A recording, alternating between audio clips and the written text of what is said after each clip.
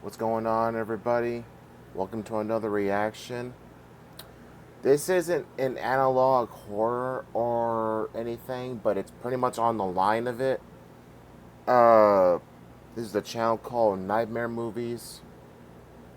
There's one that's there's one that I was watching on my own, and it's basically called Without Warning.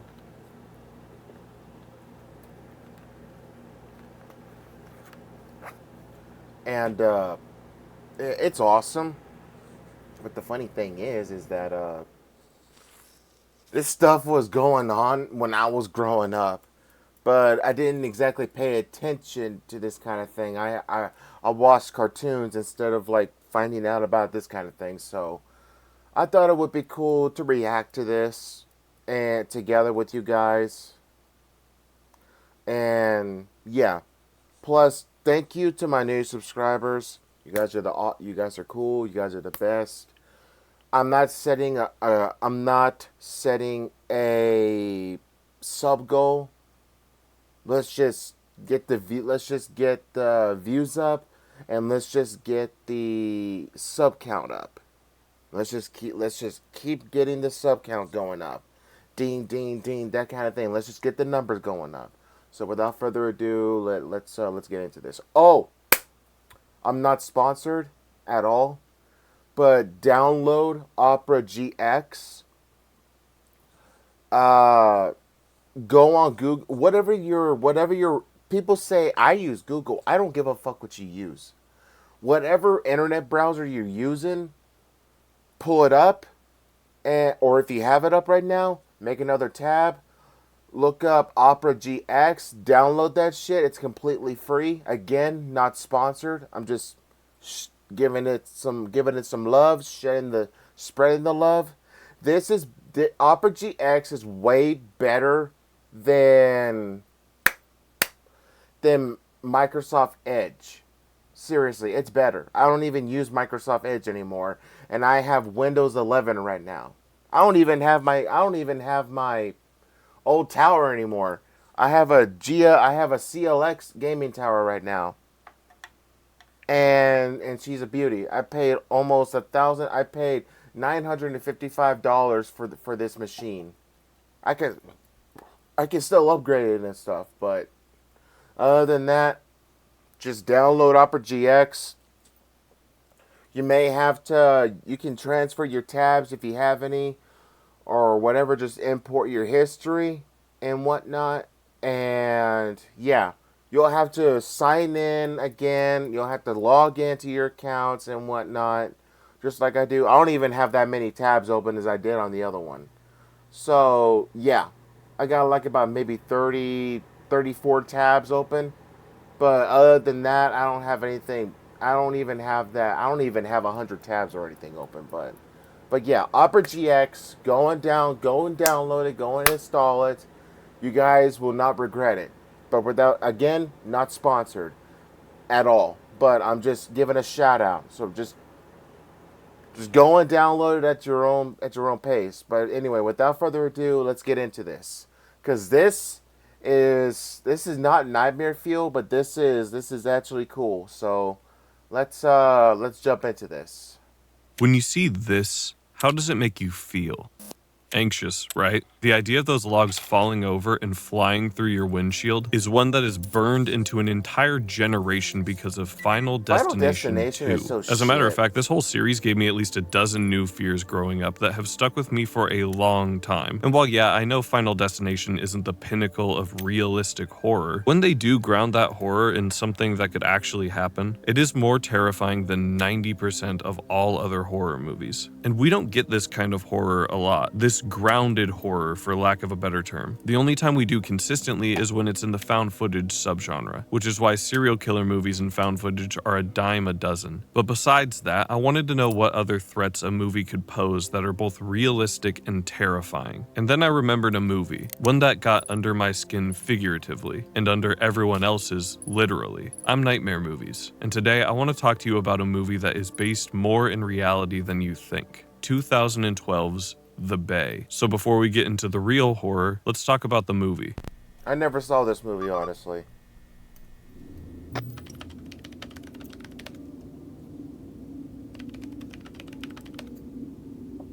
I mean, I'm intrigued. The idea of some big government cover-up happening in this small town creates endless interesting questions. But to be honest, we don't get the vibe of a big conspiracy theory type movie. Tons of camera footage plays over an uplifting and energetic soundtrack. At the time, our narrator, Donna, was going around doing interviews in this quirky little town. And all this footage we're shown to establish the town really sells that this is a real town, a real 4th of July party. There's tons of history to this tiny little town of only 6,200 people, a whole chicken industry, a lot of tourism, and of course, crabs.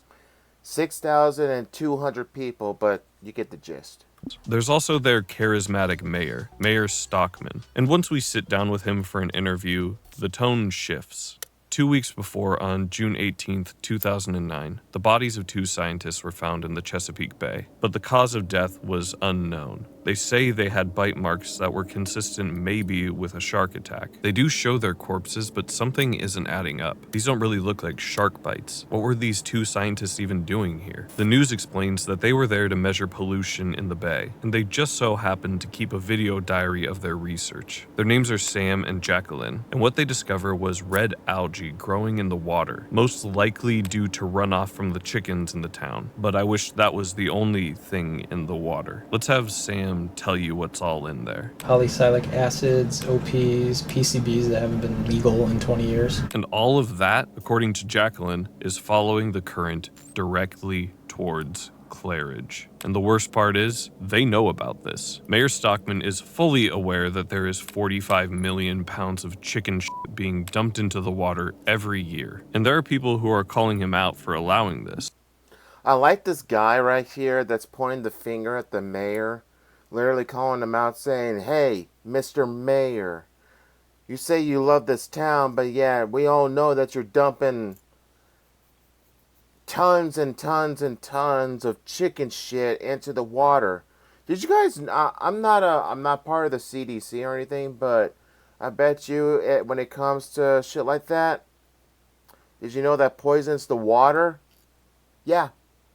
And then to say, "Oh no, sir, I deeply understand, sir. I deeply understand. Okay, I understand, and do not worry, none of you worry. Okay, none of you worry. Everything's okay. We have filters. It'll filter out all the toxins and the bad things that will happen." The mayor probably doesn't give a fuck, honestly. He really doesn't. Cares more about the votes and smiling like this. I hate people like that. Such a dirtbag. But he assures the people of his town that the desalination plant filters out anything harmful in the water, and everyone should be fine. This is when we start seeing more of the footage of the 4th of July celebration, and I get this uneasy feeling. I mean, look, we know it's a horror movie, we know something bad is going to happen, so watching all these people smiling and laughing while being exposed to whatever is in this water, it makes me tense. I'm just waiting for the inevitable to happen, and it comes quick. This woman walks down the street covered in blisters, screaming for help. Children are screaming after getting out of their pools. And that crab eating contest that's happening is now a crab vomiting contest. Oh, it that is would have been disgusting disgusting and to watch. disturbing, and whatever is going on in the water is spreading, and it's spreading fast. But if you got an iron stomach, that, you know something, I remember back in high school that we were watching like a documentary about what do you call it? Fucking a weight loss or whatever. This woman that was this was like a long time ago. I don't even remember what it's called anymore. But it was about like weight loss and all this other stuff. And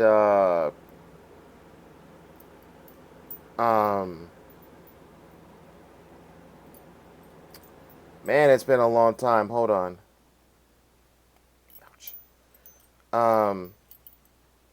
One girl was like deeply depressed because I guess her financial financially and her health and her Medicaid couldn't pay for her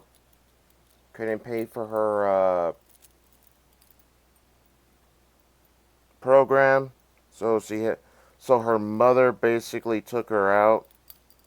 I don't know what happened at all.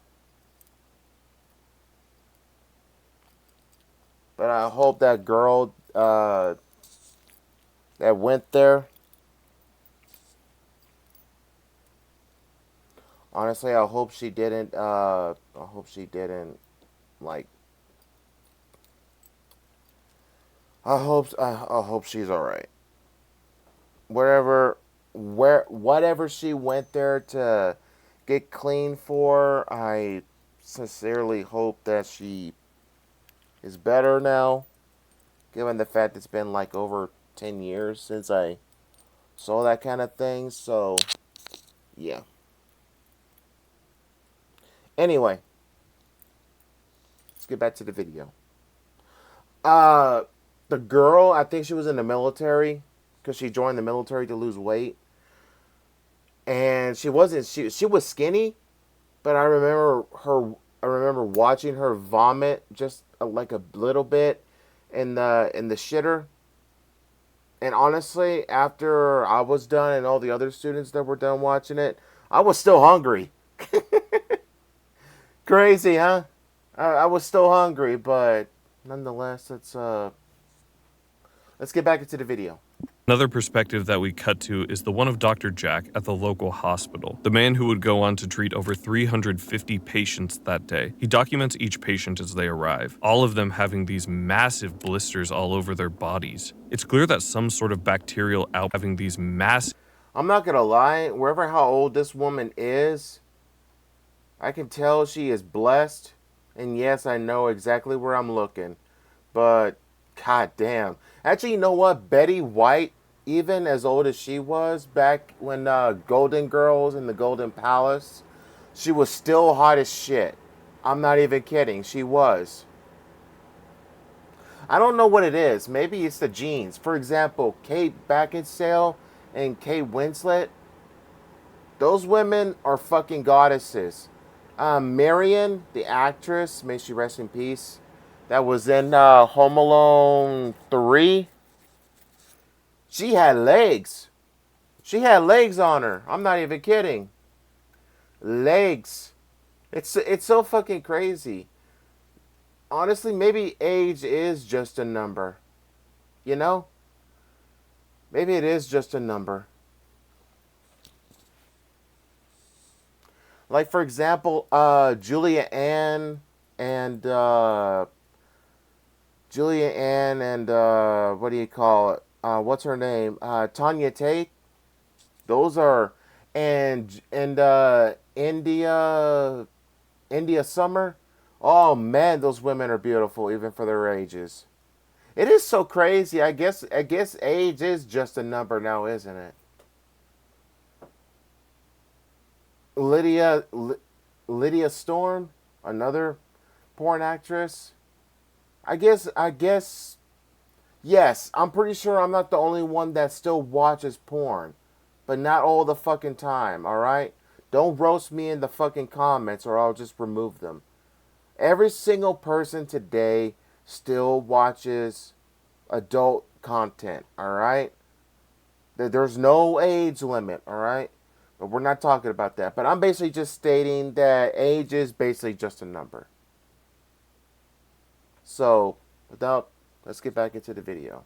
Just wanted to clear that up. Massive blisters all over their bodies. It's clear that some sort of bacterial outbreak is happening. So Dr. Jack gets in touch with the CDC. Him and Dr. Williams discuss the 30 people currently in his hospital with these same symptoms. But neither of them are sure what to make of it. They better think of something fast though, because at this time, Officer Paul would report the very first death at 12:42 p.m.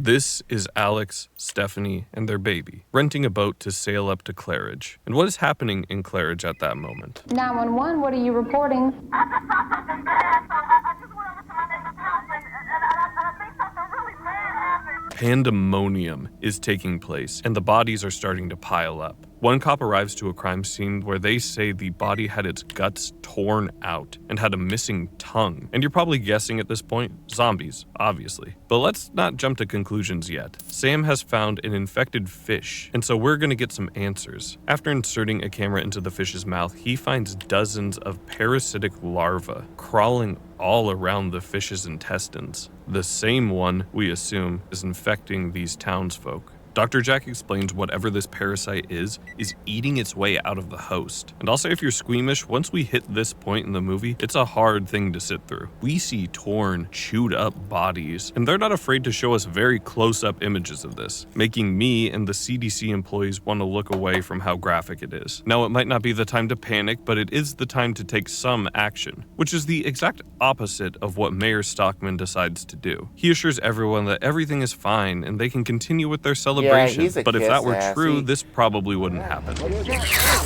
Or this.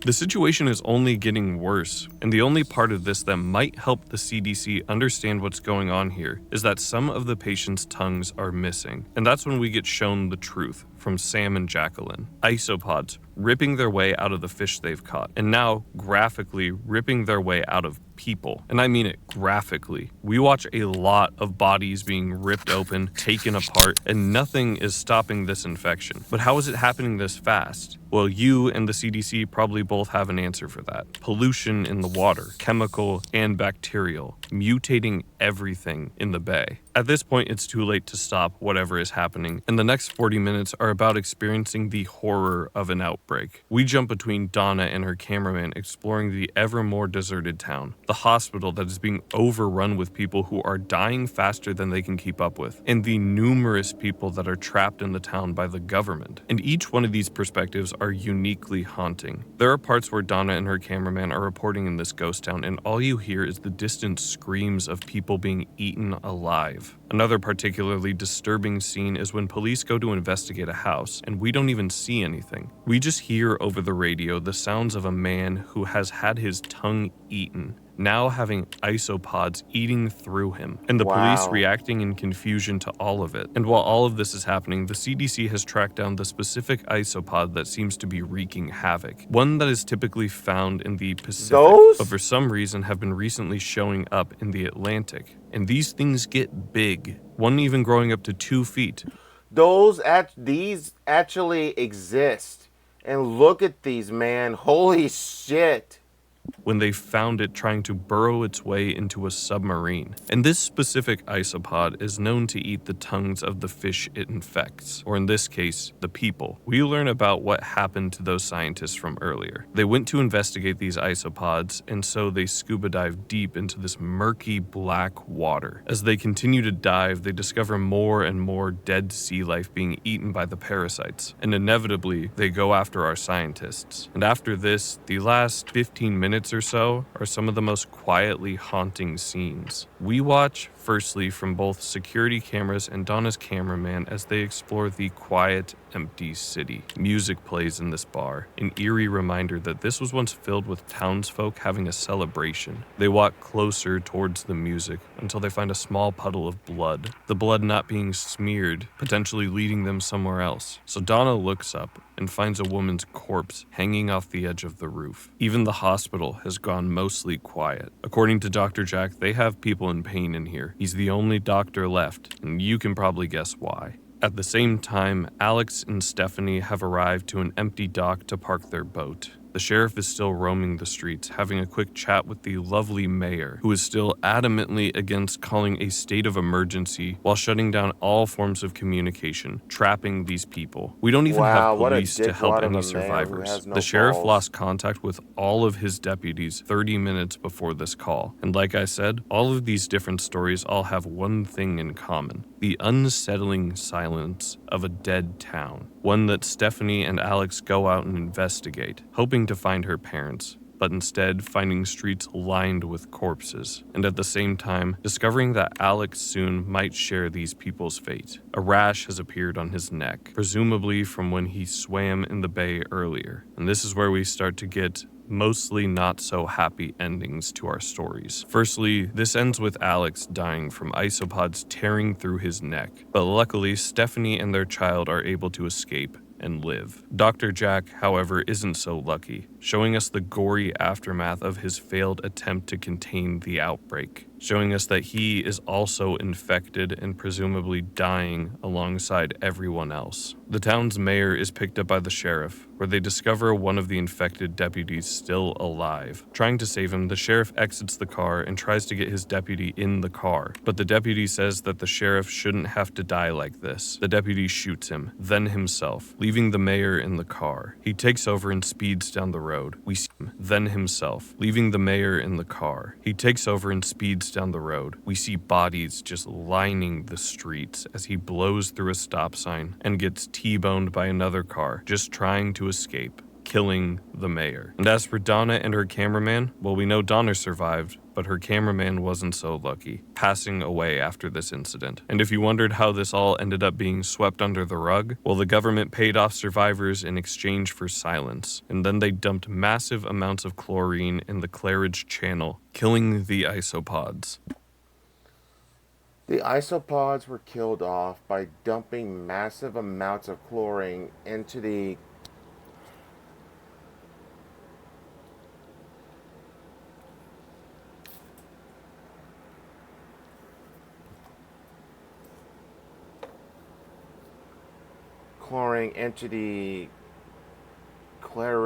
Claridge Channel. Oh, they couldn't have done that at the fucking beginning. And that is what happened in the Bay. Now for the real story. Now, in my introduction, I mentioned that grounding horror in something that could realistically happen is more terrifying than 90% of any other horror in my mind. Not just because of the fact that yes, isopods and parasites are very real and scary, but because this film, according to the director, is based in reality more than you might think. I found this interview with Barry Levinson, the director, where he talks about the genesis of this film. Originally, he was asked to create a documentary about the Chesapeake Bay, but after doing some research, he found a documentary was already made about it. But the problem was, though they were covering real issues in the area, it didn't really get any attention. So instead of a documentary, Barry would make a found footage eco-horror film, but base it, according to him, in about 85% of the truth. Some of that truth being that isopods have moved from the Pacific to the Atlantic, that we are throwing the whole male-female relationship in the marine world out of whack by polluting the bay, that there are all sorts of things happening in the bay due to chemicals dumped into it, so that we are playing with a toxic soup, according to him. And yeah, it's pretty much all true, even the tongue-eating isopods. But the good news is that this is being counteracted. During the time I honestly don't know how big an isopod is, so let's give it a wee gander. How big are isopods?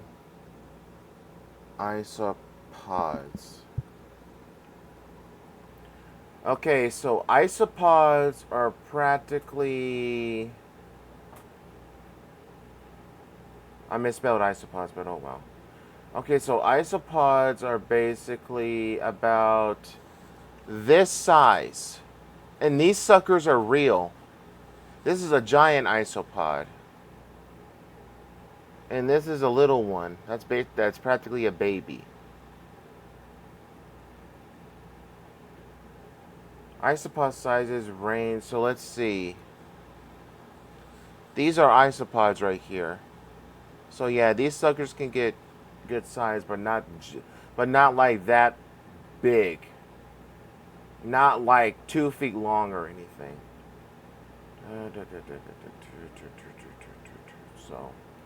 So yeah.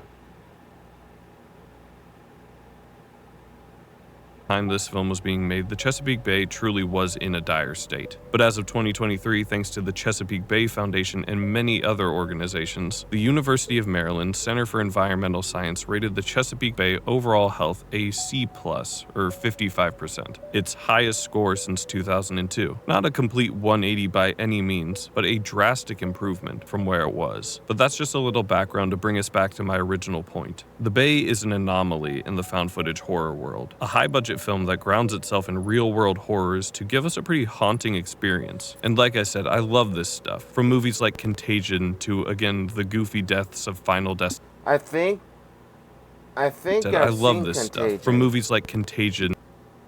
Yeah, I saw the movie Contagion. People say that when it came to the outbreak, to the COVID outbreak, that Contagion was pretty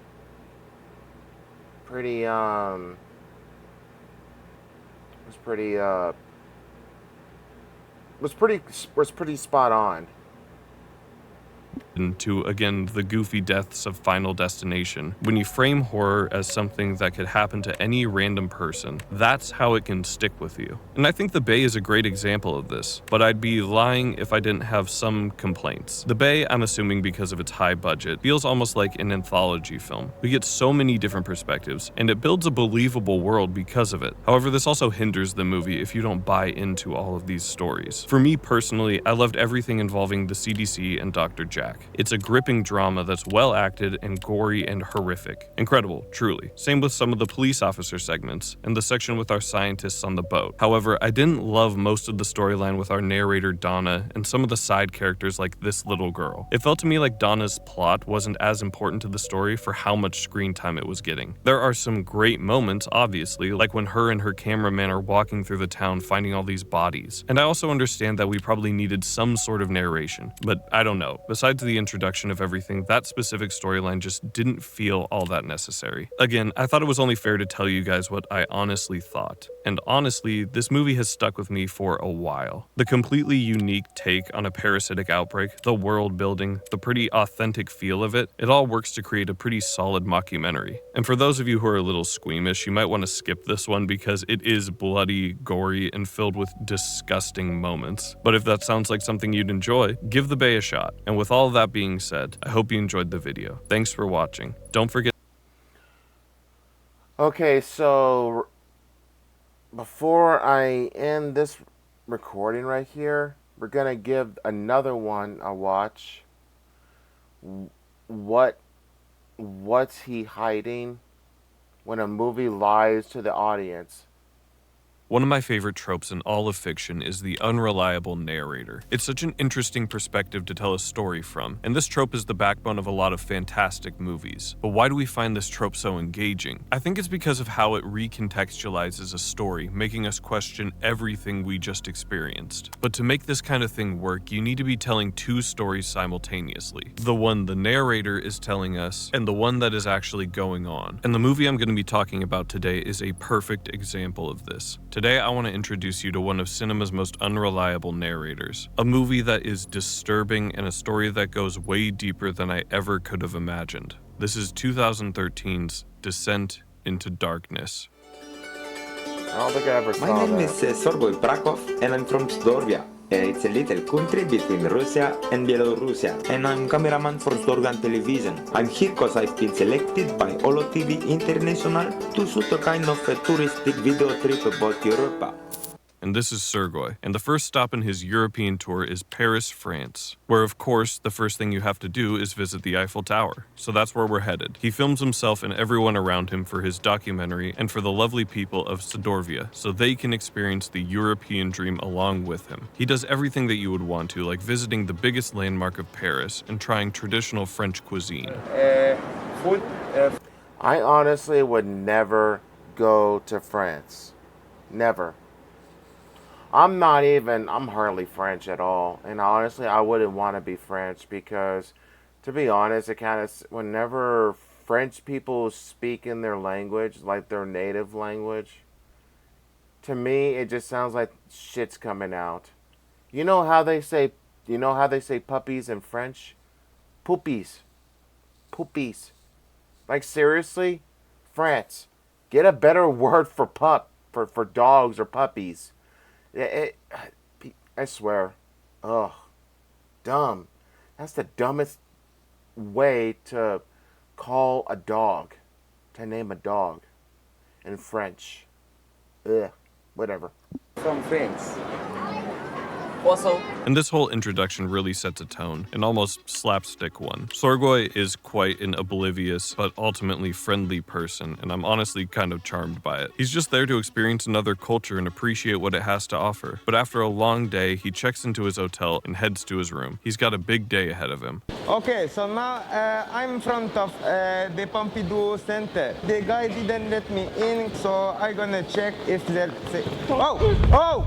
After getting his camera stolen, someone on the street luckily is able to stop the thief. Just for a moment though, just enough time for him to get his camera back. And even though he does get away, Sorgoy is just glad that he is able to get his camera back. No need to report anything, it's over. So now we get back on track with our documentary. He continues to explore Paris, visiting landmarks, drawing them, and I think having a wonderful time. Everyone besides the thief is welcoming and cheerful towards Sorgoy. And because of that, Sorgoy is going to experience what Paris has to offer at night. On his way to another destination, he meets a group of people traveling in the same direction, but they offer him a little side quest to go on instead, a party that they're all headed to. An enticing offer that Sorgoy is happy to accept. So he pulls up to a house party, insane camera setup and all, and gets very, very drunk, and even meets a girl, who we assume he goes home with. At least that's what he tells Fabrice in the morning. After a big sleep and a big breakfast, Sorgoy is back on track. Well, kind of. He films a protest happening, but besides that, it doesn't seem like the city is capturing his attention. So he finds a bar and starts drinking once again. But that's not all. In the bathroom, he's approached by a man who offers something a little extra. 3 pills. And Sorgoy happily downs all of them at once. Concerning even to the guy who offered them, but Sorgoy reassures him that he's taken them before, so it's okay. But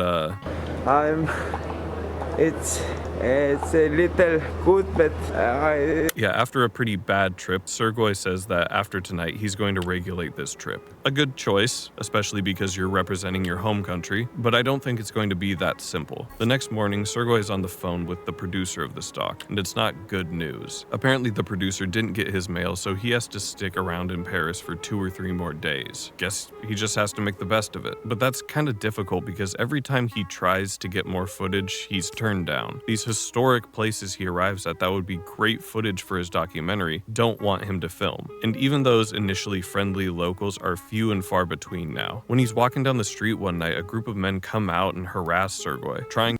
Honestly, if I wanted to go and visit a country, it would be Scotland. Now, I probably don't look like it because I'm mixed, but I have Scottish ancestry. I have Scottish roots. Whoever they were, they're part of me. Anyone who's a history nut, I can literally say that I claim my Scottish ancestry. And honestly, one of these days I'm gonna get me an American Scottish flag that's half United States and half Scottish and half Scotland, or half Scottish, that kind of thing. I can fly that. First Amendment basically states I can fly any kind of flag. Yes, I'm Mexican. Yes, I'm mixed. I'm Mesoamerican, and I'm Germanic as well. But I'm also got Scottish in me. Irish, I'm not so sure about. But yeah. To steal his cameras. He's eventually able to scare them off with the help of a man who came across them, but this time Sorgoy isn't able to get away without any injuries. One of his cameras is broken, and in the fight he's hurt badly enough for Fabrice to notice and recommend that he goes to see a doctor. But once again, Sorgoy refuses help. I mean, he's already in the red financially. In his room, he explains that he has to buy a new camera, which he needs to continue this documentary. But if he does that, he'll have no money to survive off of. So how is he going to get out of this mess mess of a situation. Well, he makes the difficult choice to go ahead and buy a new camera. I mean, it's either that or go home without experiencing the European dream. But his bad luck just might change because as he's walking down the street, he just so happens to come across two guys that he met at one of the parties, a serendipitous encounter. They're nice enough to invite him back to another party. You know, maybe it would be good for him. While there, he tells everyone about his film and how he wants to uncover the European dream. And Matthew gives Sergei his number. So like I said, maybe his luck is turning around. If only we didn't have the knowledge of how the last two parties went. Sergei definitely has a substance problem, and it's not long before this goes south. Sergei is extremely drunk at this point, spouting philosophical nonsense about being free, and in the middle of his rant he decides to light his passport on fire, claiming that he is free now. But if by free you mean homeless, then I would agree, because he hasn't paid for his room. He promises that he'll pay Fabrice in the morning, but once the camera cuts, we see him moving into a whole new place to stay. I'm not sure how he's paying for it or what is happening, but this is his new home for a little while. And at this point, Sergei's mental state is definitely starting to decline. When he returns to the room, he has all these drawings up on the wall. They're childlike, strange, and a little concerning, to be honest. There's something going on with Sergei, and you can probably guess after he's done destroying the room, he has to find another place to stay. He does have some success staying with Matthew for a night, even getting some money from him, but after that one night stay, the only solution Sergei has is to camp out in a park, and that's not a permanent solution. Sergei hops on the phone one night calling his mother, probably his last lifeline, and this is where the story takes a hard turn. Sergei tells us that the police are looking for him. For what exactly? Some sort of accident, he says. And now his mother thinks that he is crazy. She wants him to go to the hospital, but Sergei says he is never going back there. So where will he go? Sergei stands on the edge of a bridge, fully ready to jump. But just as he's about to, someone comes to stop him. The first kind person he's probably come across in a few days. But instead of thanking the man, Sergei assaults him, punching him, kicking him, and spitting on him, enjoying it. And like I said, this is where things take a hard turn. Sergei makes friends with a homeless man named Roger, and Roger gives him the last thing on earth you would probably want someone like Sergei to have, a knife. With it, Sergei is making money pretty easily now, something that definitely gets him excited. And at this point, you can tell Sergei is off the deep end, running around Paris like an absolute maniac. And do you know what else maniacs do? Well, it's not explicitly said that Sergei does something, but Roger seems to have some health problems, ones that suddenly one morning kill him. But I don't think that was a coincidence, especially since after the fact he wraps Roger's body up and lights it on fire. And the descent into darkness only continues, with Sergei experiencing nightmares, with him speaking more and more incoherently, harassing and stalking all sorts of people, and he continues to act out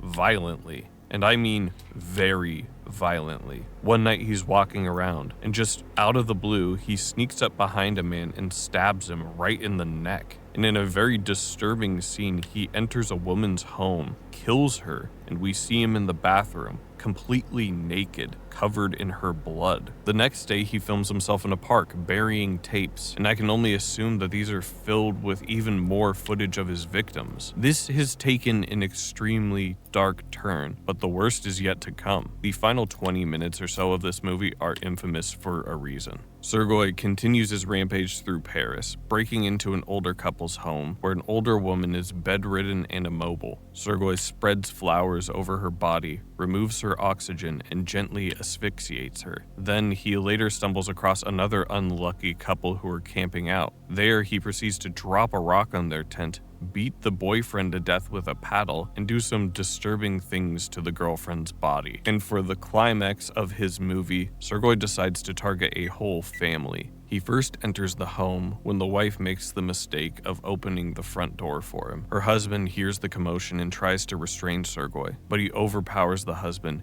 beating him to death on the floor. The next target is their son, who he locks inside of a shed outside, douses in what I assume is lighter fluid, and then sets it ablaze, filming every agonizing second as the boy burns alive, and showing this to his mother at the dinner table, where her husband, and Sergei enjoy a meal together, her son. And the worst part is there is one more person in the house. Sergei hears a baby crying, so he gets up to investigate as her mother screams for him not to. He finds where the crying is coming from, Leah's room. We hard cut to Sergei cleaning his hands in the sink, handing the wife a cell phone, and leaving for the ocean, walking into it, and that is our first story. So let's go back to the beginning, shall we? Now, when looking into what other people thought of this movie, I saw some people say that his descent into darkness comes a bit out of the blue, but in my opinion, not really. If you look back, there is a lot of things being told to us without us even realizing it. The first example comes all the way at the beginning, when Sergei tells us why he's here. Some of the more geographically gifted viewers might have already caught on to this, but for those who didn't, Sergei explains that he's from a little country called Sidorvia, a country that doesn't exist. In the first 2 minutes, Sergei is already lying to us, and he continues to lie and hide information for the first 40 minutes. When his camera is stolen, he lets the thief get away without reporting it to the police. Why do you think that is? The same reason that after he's beaten up, he refuses Fabrice's help to go see a doctor. He only ever pays in cash, and those are just some of the more explicit examples. I started questioning everything that happened and everything he said once I caught on to just how deep this goes. Like, did Matthew really give him money after he stayed with him? I mean, Sergei is lying about his whole identity. What's stopping him from lying about that? This is all to hide the fact that he's committed some sort of horrible act back wherever he's from. And this moment when he calls his mom is when everything gets recontextualized. He explains that there was some sort of accident and the police are looking for him. But this is the most unreliable character in the world, so of course I'm not going to take that at face value. So here's my little nightmare movies theory. Sergei is obviously mentally unwell and struggles with substance abuse. I'm guessing that he had an episode, just like the countless ones we see in the second half of this film, and he ended up killing someone. And in his delusional state, he convinced himself that a producer from this made-up country he lived in hired him to go and make a documentary as a way to escape the country and maybe even his guilt. And do you want to know who I think it was? His wife. I doubt you caught on to it because I definitely didn't the first time, but for almost all of the movie, we can see that Sergei wears a band on his ring finger. And maybe I'm crazy too and overanalyzing everything because this movie sent me into a spiral, but I want to give this movie that credit. Sergei lied to us, tricked us. Yeah, because when it comes, like, wedding rings nowadays are made differently. Like, I'm not married, as you can see right here. Like, this finger, I don't have anything on it. So, and my therapist, he has a pure titanium wedding ring. It's beautiful. Rings are made in such a beautiful way to where it's just wedding. When it comes to males, like the grooms, and the wedding rings that they have compared to their spouses, wedding rings have come a long way, haven't they? 50 years later compared to 50 years in the past on how wedding rings used to be. Oh my God. But to be honest, maybe he didn't do such a good job. But I can't stop thinking about all the ways we were lied to. What else could there be? I guess, with all that being said... And that's normally where I'd end the video. And I imagine some of you are a little disappointed. I mean, I have an interesting title, The Promise of a Big Reveal. But what was the reveal? That a movie called Descent into Darkness has a guy who descends into darkness? You know? Fair enough. But you might be wondering why I haven't ended the video yet. And that's because I haven't been telling you the truth. Well, at least the whole truth. And to give you that, we need to rewind back to November of 2025, when I first considered covering this movie. I was given 2 physical copies of this movie by the good guys over at Only Found Footage Fans, told I should cover it, and I was told a little bit about the director/lead actor. You know, how he went crazy after playing this character. It's always kind of a funny thing to hear about, you know, actors or directors being so invested in the roles that they go crazy because of it. Then I watched the film, and I kept thinking about that, so I gave into my curiosity and I looked up the guy. His name is Raphael Cherkasky, and I also found out that he had a YouTube channel. And what's this? Oh, he has a documentary about the making of this movie. Wonder what that's about.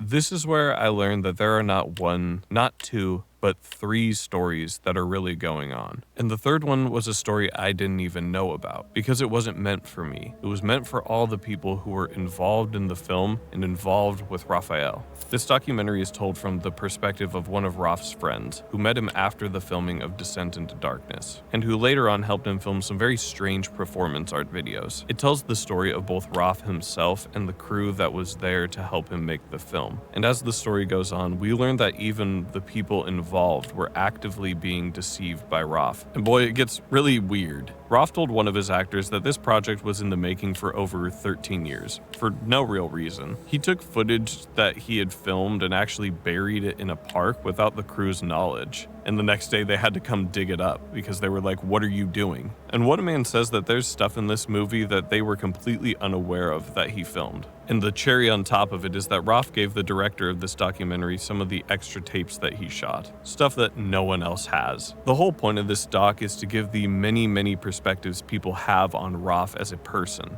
And besides saying that he's a nice guy, they all have completely different perspectives on him. Some knew him as Sergey and watched as he completely transformed into this maniac. Some know him as another character he played, Vincent, a mentally disabled man who participated in some very extreme performance art, perversionist art, more aptly described by one of his companions in that world, Luis Nieto. And I genuinely can't show you guys some of this stuff, it is that graphic. Some knew him as the frontman in a techno rap group called Free Sidorvia, a group based out of the fictional country that Sergey is from. And it actually gives lore to it. I'm not kidding, there is layers to this madness. Sidorvia is a country and lost since the coup. I can't even pronounce that. It's probably French. So, and I don't speak French and I'm not French, so I'm not even gonna try and pronounce that. Of June 15th, 1984, which imposed General Kavachin in power, multiplying the abuses and the... I'm not even going to take the time to read all this. Raf himself at one point plays a linguist and historian of Sidorvia and presents clips from Descent into Darkness as part of examples of their culture. What me and this documentary are trying to get at is there is no one who really knows the full truth about this movie or Raf himself. Not us, the audience, not the crew who were involved, not even his close friends and family, not even the man who's directing this documentary. Everyone that watches or participates in Raf's art is the audience. And this goes far beyond just obscure YouTube videos and performance art. I mean, this guy's been on national TV, playing a completely different character, on a live show of what I assume is essentially the French American Idol. The world is this guy's audience, and we will never get the full truth because, according to this doc, no one actually knows where Raf is. He moved to Germany, they think, though they can't really confirm it because he doesn't answer anybody's phone calls. And that's it. Well, except for one last thing. On September 21st, 2021, Rock Brenner, the director of this documentary, would receive one last video from Raf. A video of him being kidnapped and tortured. And we know it's fake, but that's not the point. This is a story that goes deeper than I ever could have imagined. A rabbit hole that I dove into and obsessed over for a while now. And you know what? Maybe you should too. So if all my crazy rambling sounded interesting to you and you want to start your journey, give this film a shot. And if you're just looking for a messed up, disturbing found footage horror film, this one checks all those boxes. And I'll shout out the guys over at Only Found Footage Fans because they were nice enough to hook me up with a Blu-ray copy of the film that features the documentary and some other cool stuff. This isn't sponsored, by the way, they were just super cool and I already had this movie on my list to cover, but they gave me an extra copy. So the top comment after the first week, I'll send it to you for free. Now, with all that being said, I hope you all enjoyed. One last video we're going to react to, and it's called When the Villain Isn't the Bad Guy. When you think of movie villains, who's the first one that pops into your head? Someone like this? You're sheltering enemies of the state, are you not? Or maybe this? The most you ever lost in a coin toss. There's a million different characters that you probably think of, but this probably isn't one of them. It's a tough shot. His looks to be the size of a small pepper. Villains are simply defined as characters whose evil actions or motives are important to the plot. And what would we define as evil or profoundly immoral and wicked? Well, let me tell you. Today, I want to explain to you all how this can turn into a horrifying villain. It's kind of like how Christians say that. The funny thing is, Christians basically say that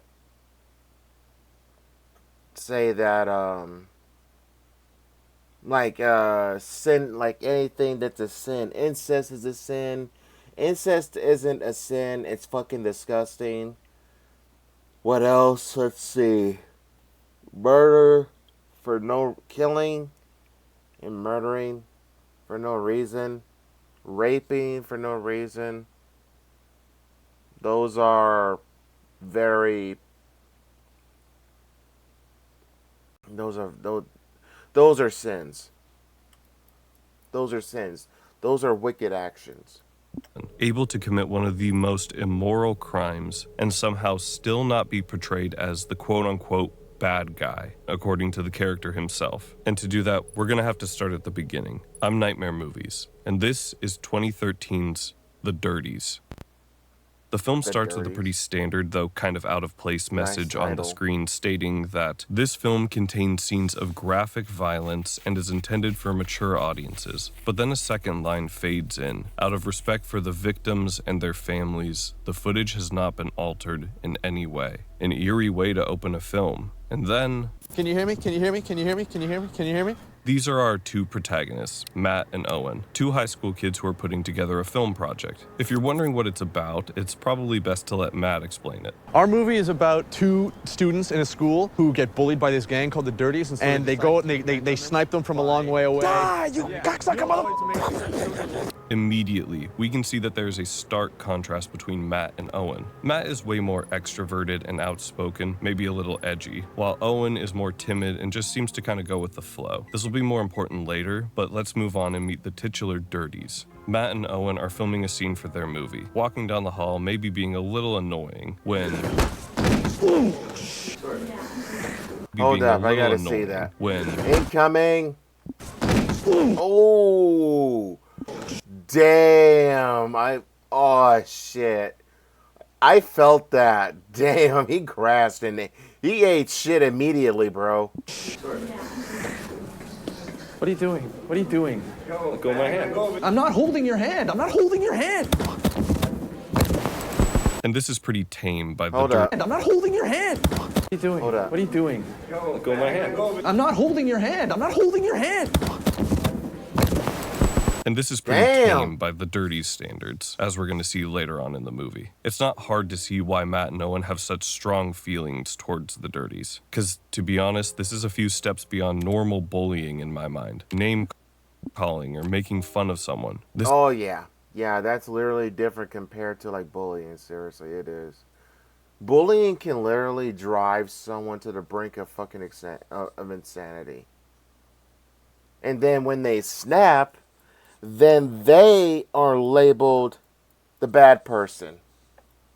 This is physical. And you might be wondering if this is the level that these bullies are operating at. Matt and Owen should at the very least tell someone about it. Well, that's basically what they do next. Matt goes around interviewing both students and staff at his school, asking what advice they would have for someone who gets bullied a lot, and they give a wide variety of answers. Teachers say that the students need to talk to a teacher and report the bullying, even if it seems like a difficult thing to do.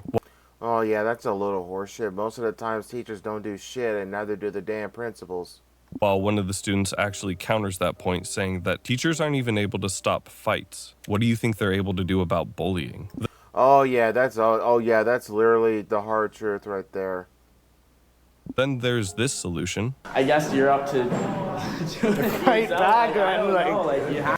Exactly. Sometimes when that's literally the number one thing. Literally, my mother doesn't believe in violence, but let me tell you something. When it comes to, like, for example. When it comes to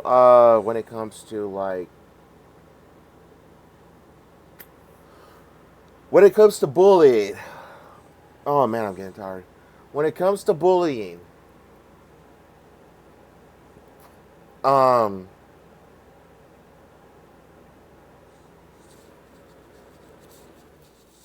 when it comes to bullying, sometimes teachers and sometimes the principal can stop the bullies and punish them, but most of the times they can't.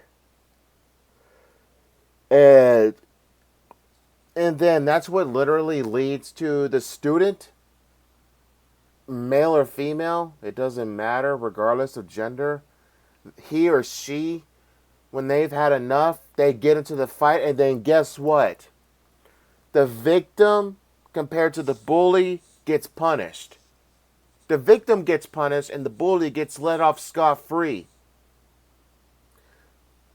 That's something that should piss you the fuck off. Have to. Now, while this is a serious problem that Matt and Owen deal with on an almost daily basis, it seems like it brings them closer to each other, bonding over bullying, video games, and of course, movies. And you can see that reflected in their film class project. The only problem with it right now is that Matt has taken on the burden of playing characters of both genders. Quite a task for one man. So he suggests to Owen that they trick one of their classmates, Chrissy, into reading lines that they need and putting her in the movie without her permission. The next day, after Chrissy and her partners have presented their own project, Matt executes the plan Damn, she flawlessly. But I don't think she'd like to be a part Seriously. of whatever this is exactly. Owen agrees, Look at her, but she not bad just as to shit. avoid the embarrassment of again being in this. It turns out that Owen has a crush on Chrissy. But not only that, in 3rd grade, Chrissy's friend actually gave Owen a note from her expressing that she liked him. And you know, that would be reason enough for me, but Matt needs proof. So, If we put a microphone on her locker, and then we'll get Owen to walk by, and then she'll say either, "Oh my God, there goes Owen," or "This get him out of there." it's certainly a plan, and it goes better than you probably think. After a couple of walk-bys, Owen catches their attention and they laugh. And you know, when I was 16, I probably would have called that a win too. But enough with the side quests for now. They have a movie to get back to. They're putting together one of those classic meeting scenes with their film teacher. You know, the ones where they have to hand in their badges, stop pursuing the dirties, and this is actually an important scene that we're going to be coming back to. But take a note for now that they come back without their teacher and film something that we don't get to see. Well, yet. They show their rough cut to their film teacher. And I'll just show you how well that goes. Give me keys, you cocksucker mother.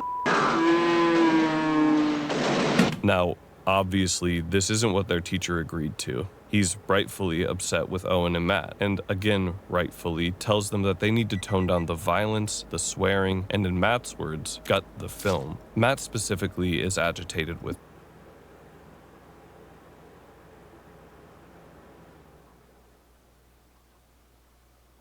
That's the whole point of the film.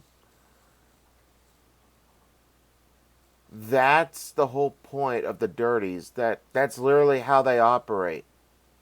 They're hostile, they're aggressive, they're vulgar. That's literally what they do. That's the whole gist of the film. And yet the guy they're talking to, he's all of a sudden triggered by it. That's literally no fucking different compared to YouTube's bullshit rules and compared to how Senator Jasmine Crockett was crying her eyes out and swearing, not like swearing up a storm, but like swearing and trying to get the point across. And then the person that told her basically to just shut up and don't swear, well, he didn't exactly tell her to shut up, but still, nonetheless. I swear, when it comes to the older generation, just like, grow a spine? Seriously? Grow a fucking spine? This is the 21st century. This ain't the damn 50s, 40s, or any other damn decade. with this, but ultimately is just a student, so he has to do what his teacher says. And now, fuck the damn teachers. Now, with their film ruined, they are then forced to show it to their classmates, the dirties themselves. And I'll say this, it doesn't help Matt nor Owen become any less of a target for them. Even during the screening, Matt can't be saved from insults. He stands up, leaves, and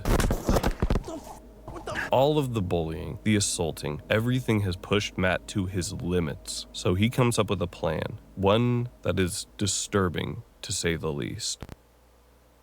I think Matt does a better job explaining this than me. What we should have done is just actually shot those guys. If we actually went with real guns and actually killed only the bad guys, but we just blew them away. So this is their plan. Film a movie where they go and actually kill the dirties. And if you're gonna shoot a movie, you of course need costumes.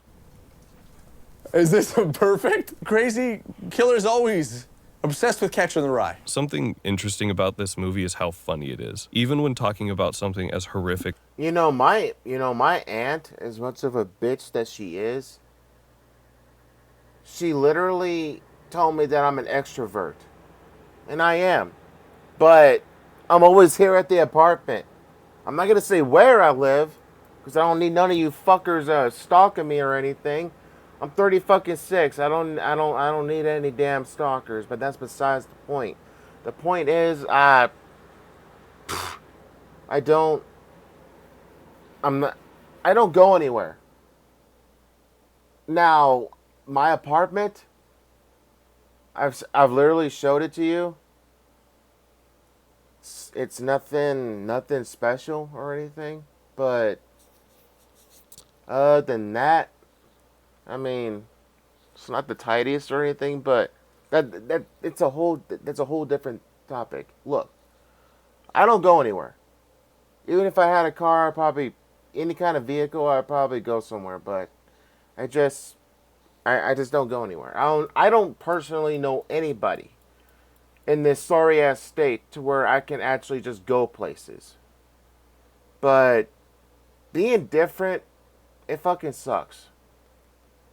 As this, the way they go about it is so unserious. But at the same time, the things that Owen and Matt experience are the polar opposite. From being harassed to being assaulted on the streets, there's nothing funny about it. It's a great juxtaposition to witness for the next little while, as we flip-flop between Matt and Owen planning the shooting, goofing off, and then making us feel as hurt as they were. But as the film goes on, there's a rift forming between Matt and Owen. As Matt becomes more and more enthusiastic, Owen starts to understand that this is serious, and he doesn't want to be a part of it. And the really interesting part is how indifferent everyone else around them is. I mean, while Matt and Owen are measuring the dimensions of the school with a tape measure, Chrissy walks by and Matt literally tells her that they're planning a shooting, and she just shrugs it off, only being interested in them once Matt tells her Owen will send her answers to their bio homework, which is something that Owen greatly appreciates Matt doing. So now, in a panic, Matt and Owen have to create the perfect ruse to get Chrissy more interested in Owen.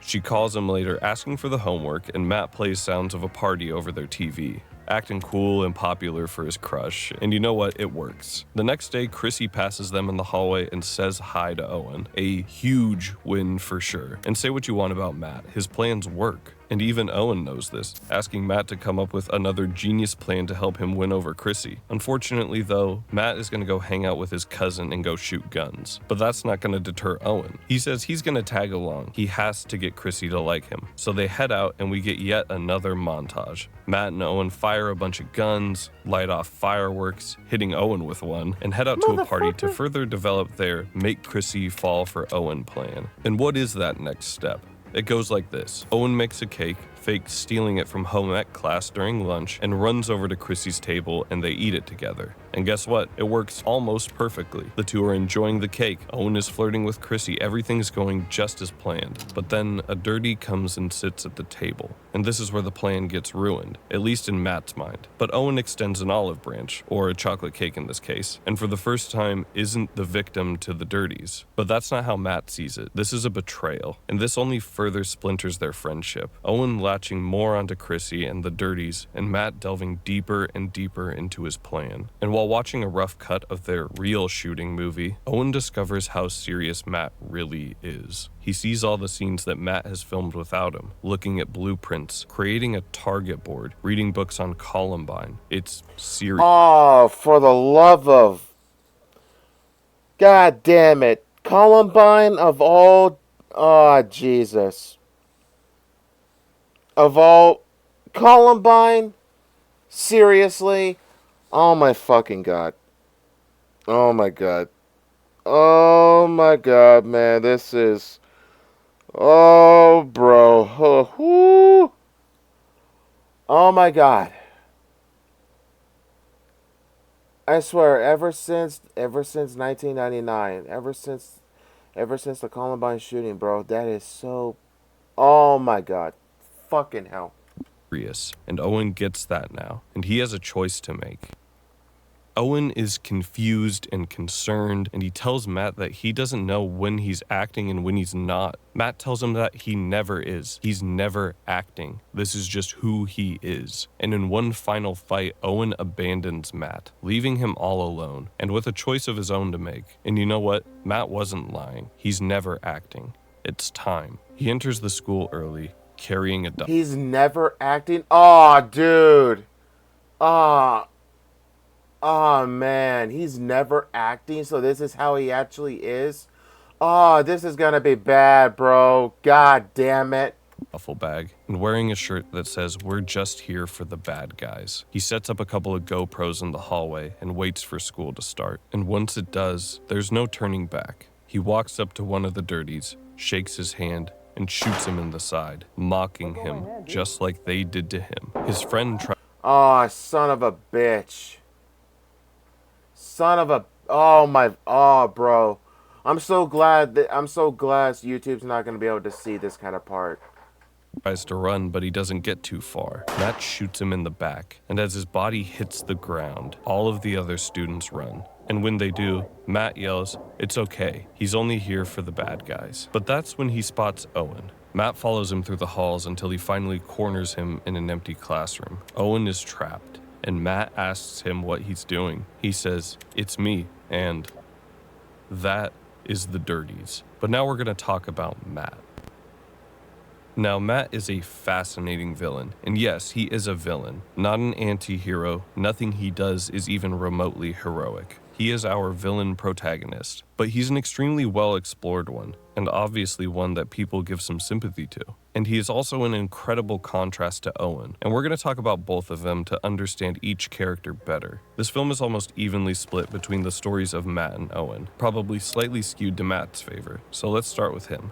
At first, like I said in the beginning, he's shown to be a really outgoing and extroverted kid. Maybe a little on the odd side, maybe a little too edgy, and maybe a little sociopathic. He's impulsive, lacks remorse, especially when it comes to the dirties. If you pay attention throughout the film, you can notice multiple times where Matt manipulates the people around him, and sometimes even hurts them, and doesn't show any remorse. From tricking his film teacher into being in their movie, and then changing the context of it, to even something as little as him actually poking fun at Owen's introverted tendencies or shooting him with a firework. But there's more to it than just being a quote-unquote bully in his own way. He's constantly disturbing the peace, not bullying kids, just kind of being a nuisance, trying to make his own movie. He also lacks a filter, like in the multiple instances where he tells other students that he's going to shoot up the school, or even in some of the edgier jokes that he finds really funny that Owen finds uncomfortable. And now this is just speculation, but just go with me for a minute. You have a kid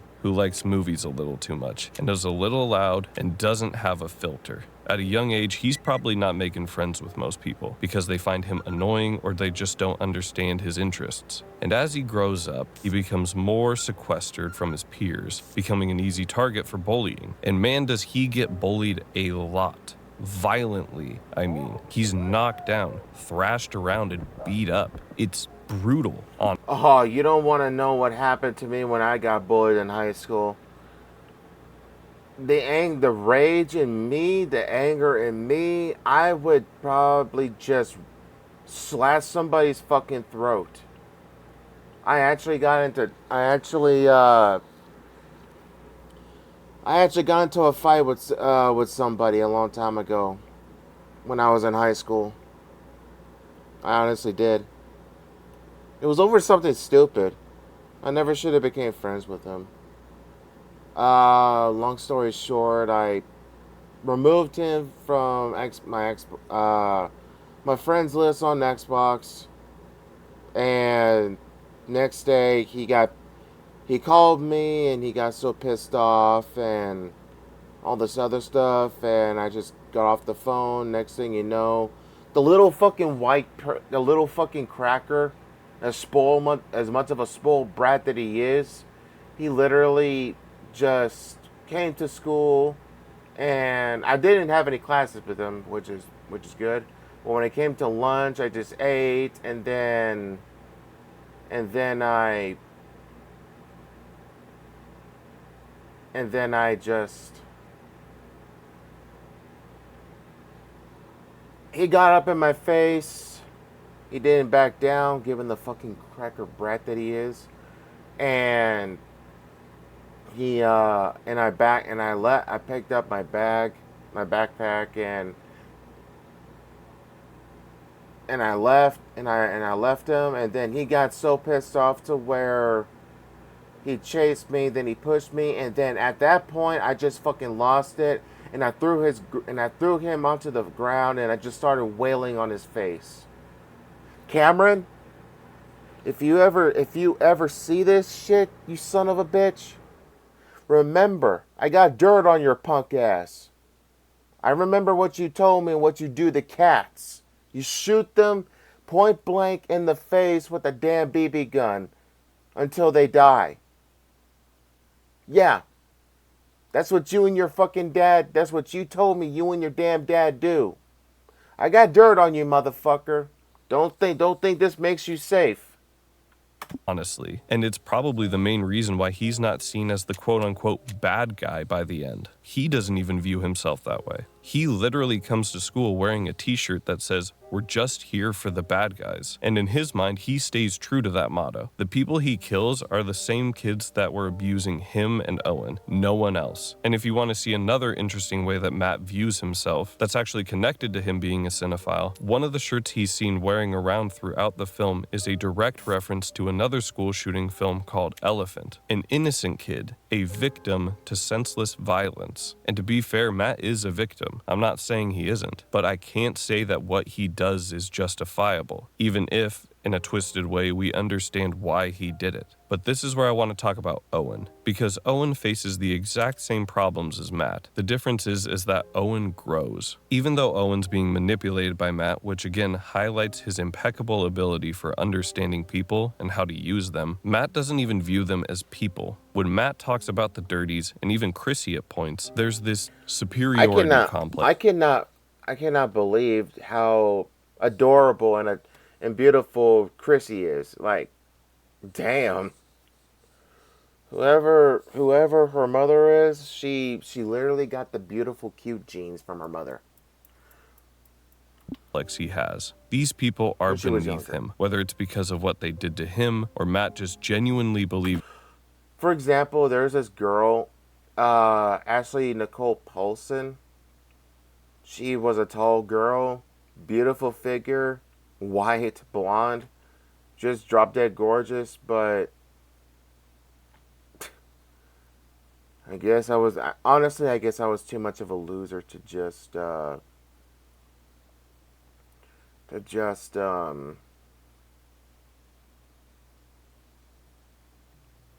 guess I was just too much of a loser for her to like say no to. Or say yes to. So I asked her to go out with me, but I don't remember if she ever said yes or no, so I guess I'll just be a loser for the rest of my life.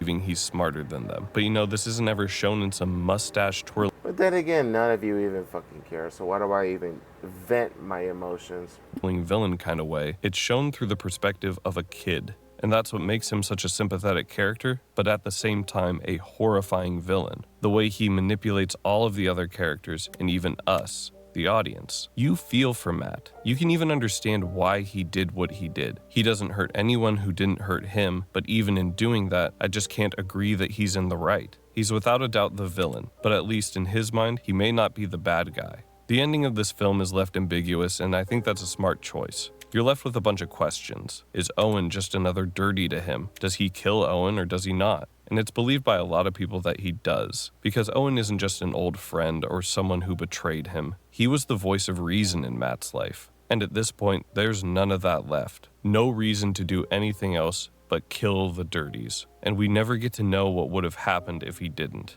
Well, not in this version anyway. You can actually find one of the alternate endings that they shot, and I think it really shows how good of an ending that this film has. It plays out in a similar way, with Matt entering the school with a duffel bag full of guns, except he spots Owen in the hallway before he starts shooting. He begs Owen to leave, but Owen is just confused, and it's too late now, so Matt hollers at one of the dirties, telling him sweatpants are out. The dirty approaches him, knocks him to the ground, and walks away. Owen helps his friend off the ground, symbolizing him choosing Matt over the dirties, and Matt leaves to get rid of the guns. Not a bad ending. In fact, everyone in the comments calls it the good ending, but a lot less fitting, don't you think? One last thing I want to touch on is how this movie puts us deeper in Matt's headspace than I think most people even realize. Breaking it down simply, Matt's objective in this film is to kill people who hurt him and his friend. A plot not too uncommon in a lot of movies. Some of the greatest films of all time are about just that, revenge. And as a viewer, we can sympathize with that kind of cause. We have been for as long as we've been watching movies. Maybe not to this degree, but if someone hurts someone you love and care about, or even you, most people could justify retaliating in some way against that. I mean, like I said, how many times have you watched a movie where the quote-unquote good guy takes revenge on the quote-unquote bad guy? It's one of the most universal stories and has been since we started telling them. And that's exactly the headspace Matt is in. He's the good guy, the man fighting for justice,